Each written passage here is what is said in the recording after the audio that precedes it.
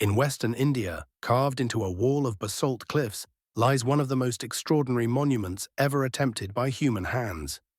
At first glance, it looks impossible: temples, monasteries, and shrines stretching for more than 2 kilometers, each sculpted not from separate stones, but from the living rock itself. This is Ellora, a place where devotion, art, and engineering fused into something that defies belief. There are 34 caves here, carved between the 6th and 10th centuries, home to Hindu, Buddhist, and Jain monuments. But the crown jewel is Cave 16, better known as Kailasa Temple. It is one of the largest rock-cut temples in the world, a structure so vast and detailed that it feels less like carving and more like conjuring. What makes Ellora so mysterious is not only its scale, but its method. Unlike most architecture, which is built from the ground up, the Kailasa Temple was carved top-down. Craftsmen began at the peak of the rock and worked downward, removing hundreds of thousands of tons of basalt to reveal columns, towers, and courtyards. It is the only way such a structure could be made without collapsing under its own weight, and yet, even knowing the principle, the execution seems impossible. The temple complex is a three-dimensional sculpture where mistakes were unforgivable. A single error, one slip of the chisel, could not be patched with mortar or replaced with a fresh block. And still, what remains today is symmetrical, elegant, and alive with detail. Imagine approaching it for the first time. You descend through a gateway and stand in a vast courtyard. Rising before you is a temple twice the height of the Parthenon, complete with towers, pillars, and statues of gods, demons, and animals. Elephants march along the base, each carved from the same rock as the floor beneath your feet. Above them rise walls and balconies, niches filled with figures from myth. Inside, columns line spacious halls, where carvings show scenes from the Ramayana and Mahabharata. Every inch is ornamented, as though the builders were determined to cover the living rock with life. Archaeologists estimate that the excavation removed more than 400,000 tons of stone. To put that in perspective, that's equivalent to the weight of over 60,000 African elephants. And all of it was done without dynamite, without industrial machines, using only chisels, hammers, and human labor. To complete the task would have taken not decades, but centuries. And yet inscriptions suggest it may have been built in less than 20 years during the reign of King Krishna I of the Rashtrakuta dynasty. If that is true, it implies an industrial scale of organization. Tens of thousands of workers, laboring day and night, directed by architects of extraordinary vision. But the mysteries deepen. How did they achieve such precision, carving downward without plans that could be adjusted as they went? How did they ensure that the temple would not crack or collapse as tons of rock were removed? And how did they maintain such artistic detail on such a scale? Some suggest the builders must have had advanced surveying tools or techniques long since lost. Others believe the work was carried out over longer periods, with generations contributing, though the stylistic consistency argues against it. The truth may never be known. Ellora is not only about scale, but about coexistence. Unlike many ancient sites dedicated to a single faith, Ellora houses monuments from 3 religions. The Buddhist caves are older, dating from the 6th and 7th centuries, with monasteries and prayer halls. Their walls are carved with serene images of the Buddha, bodhisattvas, and intricate geometric designs. Walking through them, you find long halls where monks once lived, their cells carved neatly into the stone, each a small square of silence. The Hindu caves, carved later, are more dramatic, alive with energy and mythological scenes. Gods battle demons, deities ride chariots, and cosmic events unfold in sculpted relief. Kailasa Temple itself is a tribute to Lord Shiva's mountain home, Mount Kailash. It is both a temple and a cosmic symbol, a model of the universe cut into stone. The Jain caves, created around the 9th and 10th centuries, are smaller but no less exquisite.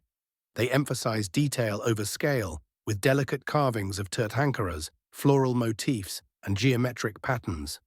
Together, the 3 traditions make Ellora not just a religious site, but a statement of tolerance and cultural blending. In a time when faith often divided, here they coexisted in stone. Legends swirl around Ellora, especially Kailasa Temple. One story tells of a queen who prayed to Shiva for her husband's recovery. In gratitude, she vowed to build a temple dedicated to the god. She insisted it be completed within a week, or she would take her own life. Architects, faced with the impossible, devised the only method fast enough: carving from the top down. While the tale is likely myth, it preserves the awe people have always felt for the speed and ambition of the project. Another legend speaks of giants or divine beings who carved the temple in a single night. Standing before its vast courtyards and towering pillars, it is easy to understand why such stories took root. Human effort alone seems inadequate to explain it. Modern scholars and engineers have tried to reconstruct how the work might have been done. Some estimate a workforce of thousands, chiseling day after day.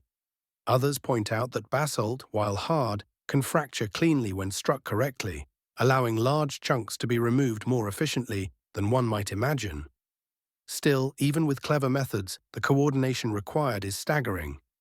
To this day, some architects admit they would struggle to replicate Kailasa Temple with modern tools, let alone without them.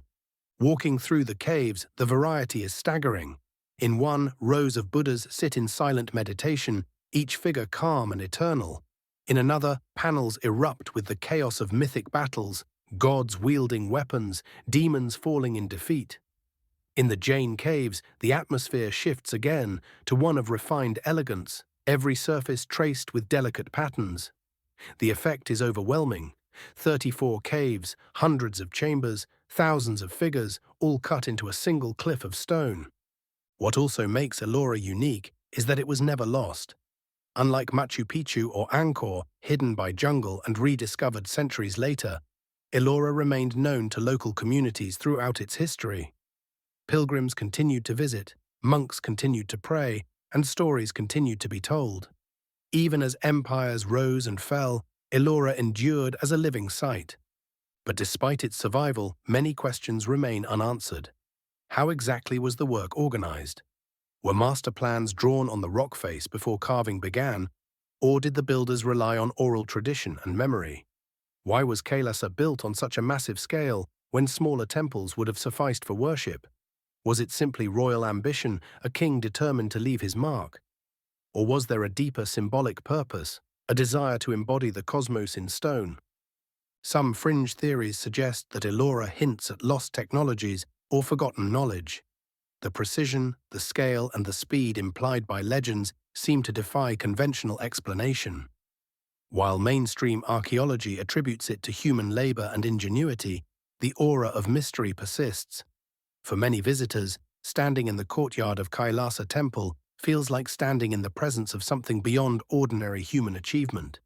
The artistry at Ellora is as striking as the engineering. The figures are not crude or rushed. They are full of life and movement, with subtle expressions, detailed clothing, and dynamic poses. One panel shows Shiva dancing the cosmic dance of creation and destruction, surrounded by musicians and deities. Another shows Vishnu in his many avatars, from the man-lion Narasimha to the boar Varaha lifting the earth.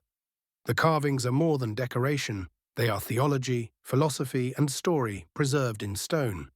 Ellora also reminds us of the impermanence of civilizations. The Rashtrakuta dynasty that built Kailasa rose to great heights, but eventually faded, leaving behind little more than inscriptions and monuments. Yet their temple endures, a riddle in basalt. Later dynasties added Jain caves, and worship continued, but the empire that conceived such grandeur is gone. What survives is not their politics or their power, but their devotion etched into stone. Today, Ellora is a UNESCO World Heritage Site and one of India's greatest treasures. Tourists walk where kings once prayed, cameras flash where chisels once rang. The site is protected, studied, and celebrated, yet it remains what it has always been, a place of awe. To stand at Ellora is to be reminded of both the limits and the possibilities of human ambition. The limits because the empires that built it are gone. The possibilities because the stone they shaped still stands, still speaks, still confounds. Kailasa Temple in particular refuses to be ordinary. It is not just large, not just old, not just intricate.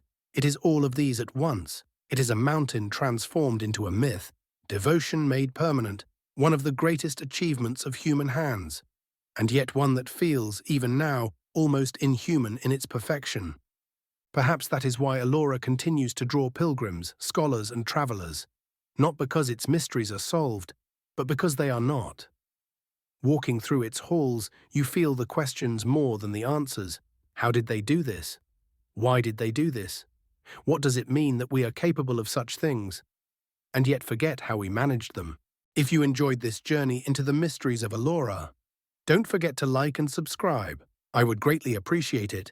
And as always, thanks for watching. Take care.